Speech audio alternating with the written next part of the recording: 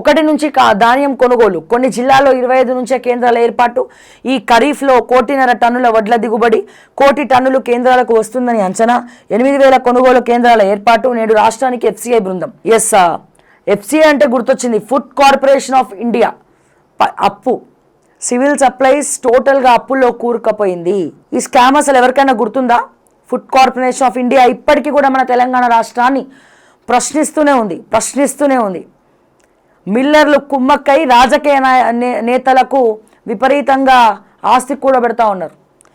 ఈ విషయంలో ఎక్స్క్లూజివ్గా ఈటల రాజేందర్ గారి పైన నేను ఒక స్పెషల్ స్టోరీ చేయడం జరిగింది. మీ అందరూ కూడా ఆ ఎపిసోడ్ చూసే ఉంటారు. మరి ఎందుకు రేవంత్ రెడ్డికి చీమ కూడా పుట్టినట్లేదు ఈ విషయంలో?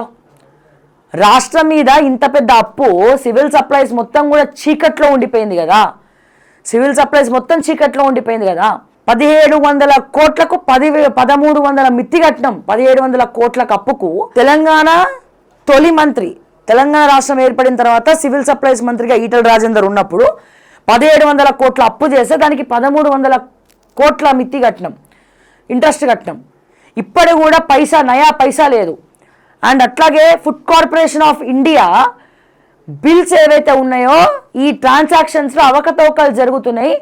ఎవడు వెనకపొంటి తీసుకుపోయి అమ్ముకుంటున్నారు, క్వింటాల బియ్యం ఎట్లా మాయమైనాయి అని చెప్పి ఫుడ్ కార్పొరేషన్ ఆఫ్ ఇండియా అడుగుతూ ఉంటే ఇప్పటికి కూడా రాష్ట్ర ప్రభుత్వమైనటువంటి సివిల్ సప్లైస్ సమాధానం చెప్తలేదు. మరి చీమైనా గుట్టినట్టుందా రేవంత్ రెడ్డికి? ఈ విషయంలో చీమైనా గుట్టినట్టుందా? మళ్ళీ అడిగితే ఆ స్కామ్ చేసిరు, ఈ స్కామ్ చేసిరు, ఓ శ్రీ రేపురా డైలాగులు చెప్తాడు రేవంత్ రెడ్డి. మరి ఎట్లా జరిగింది స్కామ్, ఎందుకు జరిగింది? ఈ విషయంలో మరి ఈటల రాజేందర్ని ప్రశ్నిద్దామని ఉందా? దీని మీద ఎంక్వైరీ చేద్దామని ఉందా?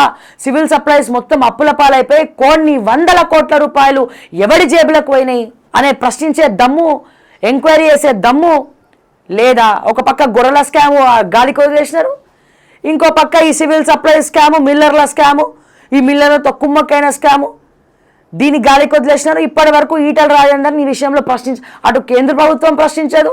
ఎందుకు ప్రశ్నిస్తుంది? బీజేపీలో ఉన్నాడు.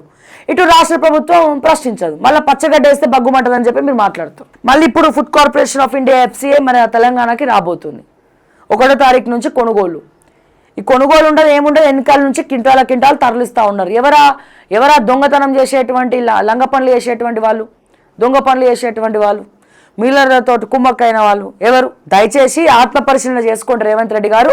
మీకు దమ్ము ఉంటే దీని మీద ఎంక్వైరీ చేసి నిరూపితం చేసుకోండి.